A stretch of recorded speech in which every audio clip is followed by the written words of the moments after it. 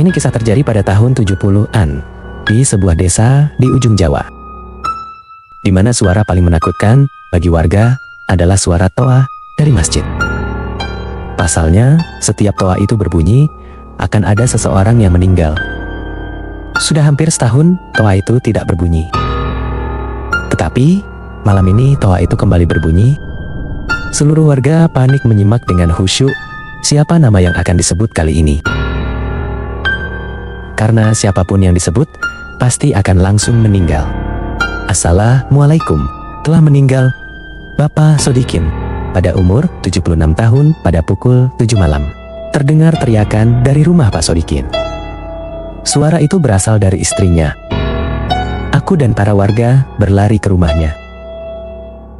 Istri dan kelima anaknya telah menangis di sana sambil memeluk jasadnya. Beberapa menit sebelumnya Sodikin masih sehat. Namun setelah namanya disebut, ia langsung ambruk mendadak. Seakan malaikat pencabut nyawa menarik paksa jiwa dari tubuhnya. Para warga telah lama ingin menghancurkan toa. Berapa kali pun dihancurkan masjid, dan toa itu akan kembali seperti sedia kala. Setiap toa itu berbunyi, pintu masjid akan terkunci rapat. Sehingga para warga tidak bisa melihat siapa orang yang mengumumkan berita itu. Banyak warga yang memilih untuk pergi. Alhasil, desa ini hanya dipenuhi orang tua. Aku anak muda satu-satunya di desa ini. Karena aku harus membantu bapak mengurus kerbau. Lagi pula, belum pernah ada anak muda yang namanya disebut oleh toa itu dan meninggal. Hampir semuanya yang memang sudah tua dan sudah waktunya meninggal. Di sore hari aku berjalan ke rumah, melewati masjid itu, sambil membawa rumput. Aku melihat dalamnya yang gelap. Masjid itu sudah lama tidak digunakan karena semua orang telah menjadi takut. Didorong rasa penasaran, aku mencoba memasuki masjid itu.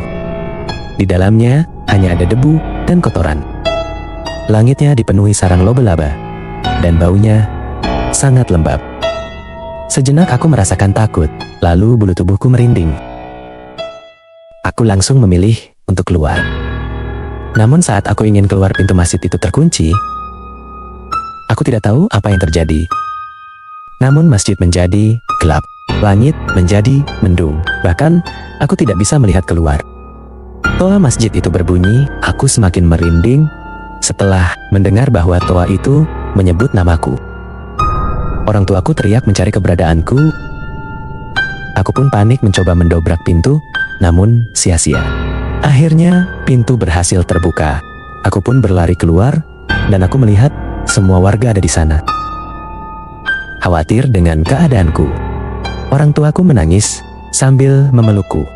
Seakan yakin, aku akan meninggal dalam hitungan detik. Aku memeluk orang tuaku mencoba tenang. Meskipun keringat mengucur deras dari tubuhku.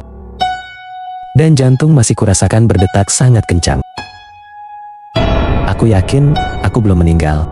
Tetapi, mengapa hanya aku yang bisa melihat sosok makhluk bertubuh besar dengan jubah hitam itu berdiri di depan pintu masjid?